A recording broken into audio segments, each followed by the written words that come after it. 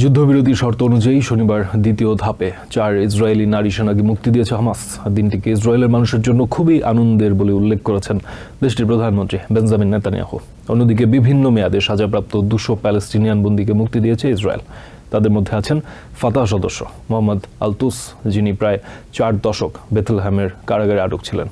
CBS news জানিয়েছে, হামাসের হাতে এখনও 89 ইসরায়েলি জিম্মি আটক আছেন, যাদের মধ্যে 7 জন আমেরিকান বংশোদ্ভূত। 2023 সালের 7ই অক্টোবর ইসরায়েলে নজিরবিহীন হামলা চালিয়ে দেশটির শত শত নারী ও পুরুষকে জিম্মি করে গাজ্জায় নিয়ে যায় হামাস, যাকে কেন্দ্র করে অবরুদ্ধ উপত্যকায় ইসরায়েলি ডিফেন্স ফোর্সেসের পৈশাচিক এক গণহত্যা দেখেছে পুরো বিশ্ব। মানব সভ্যতার ইতিহাসে এরকম নৃশংস জাতিগত নিধনের নজির খুঁজে পাওয়া কঠিন।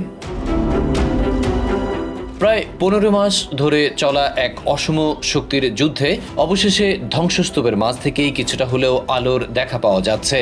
কারণ গত সপ্তাহে ইসরায়েল হামাসের মাঝে হওয়া যুদ্ধবিরতির চুক্তির শর্ত অনুযায়ী দ্বিতীয় ধাপে 4 ইসরায়েলি নারী সেনাকে মুক্তি দিয়েছে হামাস। আইডিএফ জানিয়েছে মুক্তিপ্রাপ্তরা সুস্থ আছেন এবং তাদের তেল আভিভে নিয়ে যাওয়া হয়েছে। ইসরায়েলের প্রধানমন্ত্রী বেঞ্জামিন নেতানিয়াহু দিনটিকে তার দেশের মানুষের জন্য অত্যন্ত আনন্দের বলে উল্লেখ করেছেন। মুক্তিপ্রাপ্তরা হলেন 19 বছর বয়সী লিরি আলবাগ, 20 বছর বয়সী কারিনা আরিয়েভ, ড্যানিয়েল গিলবোয়া এবং নামা লেইভি। এক ভিডিওতে নারী সেনাদের আল কাসিম ব্রিগেডের প্রতি কৃতজ্ঞতা জানাতে দেখা গেছে। তারা বলছিলেন, আইডিএফ এর ভয়াবহ বোমা হামলা থেকে দিনের পর দিন তাদের রক্ষা করেছে সশস্ত্র সংগঠনটির সদস্যরা। রেড ক্রসের হাতে তুলে দেওয়ার পর এসব নারীর হাতে প্রশংসাপত্র তুলে দেয় হামাস।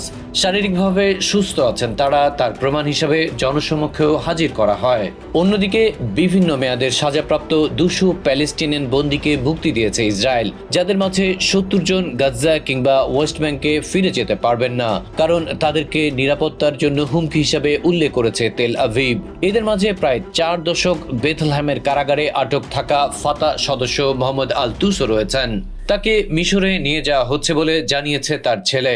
সিবিএস নিউজ বলছে, এখনও অবরুদ্ধ উপত্যকায় প্রায় 90 ইসরায়েলি জিম্মি সশস্ত্র সংগঠনটির হাতে রয়েছে, যাদের মাঝে 7 জন আমেরিকান বংশোদ্ভূত।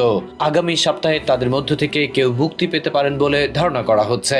রাজনৈতিক বিশ্লেষকরা বলছেন, কয়েক সপ্তাহ আগে এই অস্ত্র বিরতি হলে 1010 নিরীহ প্যালেস্টিনিয়ান বেঁচে যেতে পারত। নানা টালবাহানায় যুদ্ধবিরতি বিলম্বিত করেছে আইডিএফ। এদিকে জিম্মি এবং বন্দি বিনিময় শেষ হওয়ার পর শনিবার নেট জারিম করিডোরের কাছাকাছি প্যালেস্টিনিয়ানদের লক্ষ্য করে নির্বিচারে গুলি চালিয়েছে ইসরায়েলি সেনারা।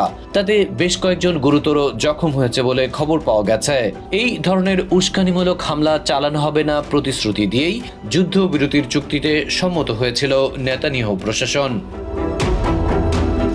Adib Mohammad, TVN24 news desk.